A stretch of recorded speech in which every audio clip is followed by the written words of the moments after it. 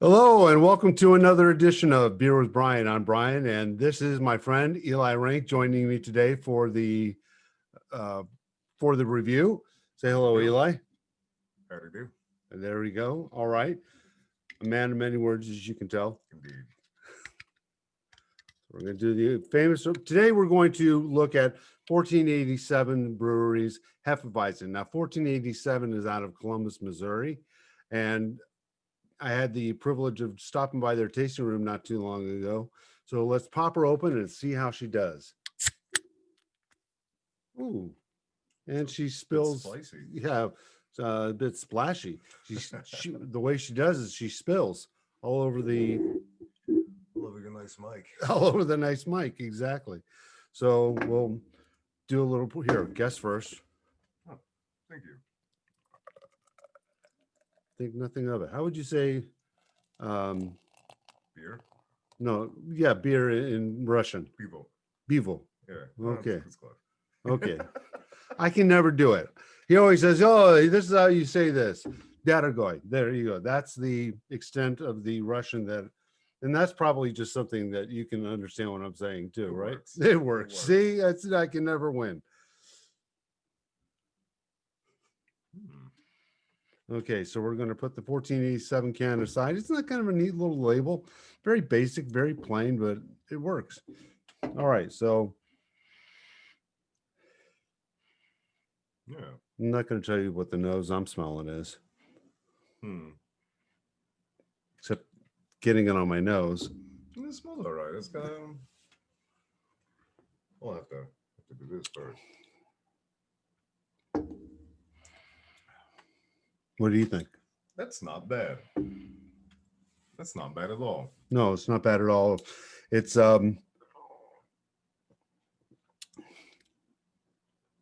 got kind of a nice balance there, and there's a little sweetness to it. This nose I was getting when I first pulled in was a sort of mildew, like book mildew smell, which didn't bode well. And I didn't want to say, "Oh yeah, hey, it smells like mildewing books. That's awesome." Yeah, no, that's fair. It's good. It's a little funky smelling, but it's got like a. Well, let's show people the way that the head was up to here, and it's rapidly gone down to next to nothing. Mine was about where his is now, and it's rapidly gone down to about next to nothing. So going down, let's see now, doesn't have a lot of lacing.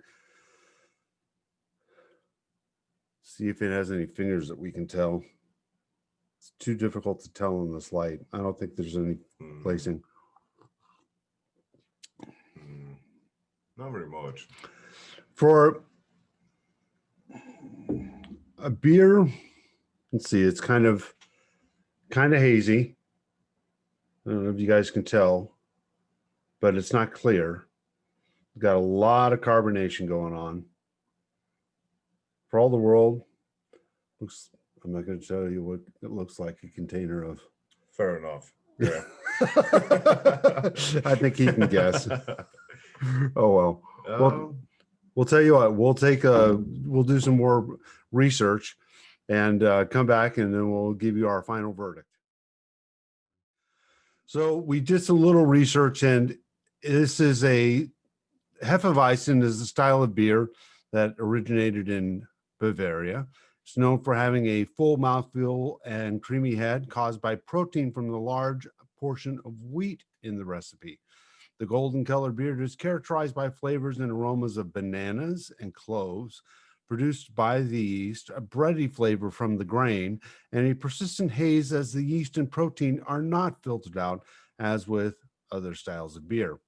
So during the break, what we were doing is we were trying to determine what it is exactly that we were tasting. I got something citrusy. It was that kind of tangy little zing that you get in your mouth with citrusy type beers. We both agree that there's that kind of bready taste to it. It's really nice rich bread, not like white bread, excuse me, or something like that. I don't know. Any other thoughts? Um, yeah, it's okay. You know, I don't think I'd really seriously go out of my way to get it and drink it. So if you were in the Um, store and you saw this and you were like, I want some beer, this isn't necessarily what you'd go with. no, no, it's kind of empty. Yeah, I made the comment off camera that it was like going into a room. I didn't know why I had that image in my mind as I was drinking this, but he said, "Yeah, an empty room." Yeah, So yeah, it really is. It's like how do you call it? Yeah, it's like I had stated off camera. It's that American pilsnery kind of vibe to it. So, yeah, I'm not getting where they say bananas. no, I'm not picking really anything else up except for like well, the breadiness of it. Okay, now actually, I am sort of getting bananas. Now that it sounds almost like there's um, thought um, being provoked by the thought makes you what's that called? Yeah, yeah, I know what you're saying. You have been influenced. By the Influenced, description, I yes, believe. exactly. But not that they mention it, it's I can sort of see it. But Oh, there we go. See, the haziness is all at the bottom of the can. Yeah. well, it's especially hazy there. Yeah, you've got a lot of it. I have less of it. So, It's yeah, got a literally. 5.8 ABV.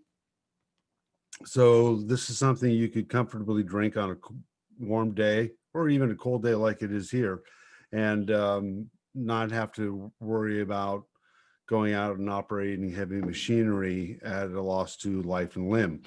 But at the same point, we don't ever want to encourage drinking and driving operating that kind of heavy machinery. So in any event, we saw a lot of the reviews online. At first, it was showing 4 out of 5.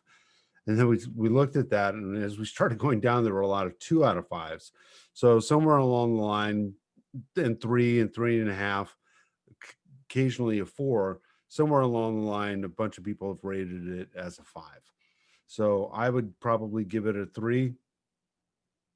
Hefeweizens aren't my style of beer to begin with, so take that with a grain of salt. Take that for what it's worth. But yeah, about a 3 out of 5. I don't know. What would you give it? Hmm. Probably like a 2.5 to a 3. Okay. You know, like it's okay. You know, it approaches average ish. So yeah, that's what I would say. Okay. I think it's like I said, like I'd drink it. You know, Yeah. I would. Yeah. Someone has this at a party and this is what they're serving. You're not going to say, look at yeah, you cheap Yeah. son of a what? But, Why aren't you giving us something better? You say, oh, this isn't a bad beer to drink for them to serve. It's kind of interesting. It's kind of unusual. Thanks for exposing us to it. But then if we were in a store, I don't know that we would go out of our way to buy it. Either of us would go out of our way to buy it. no. Unless we, the rest of the selections were just either similarly mediocre or just non-existent from a, yeah. And if they were on clearance, yeah, that's a good point too. If they were on clearance, we have the peanut gallery making remarks in the background. But in any event, I do like the can though. the can, I like the can. the crowler. It's That's what they called it at the place. You want a growler or a crowler? Crowler, and that's what they gave me. It was like, oh, no, I never heard the word crowler before. I don't know if I came into regular contact with something like this, it'd be one of those beers that I buy every once in a while, and like oh it'll be great this time, and Yeah. and then it ends up not being.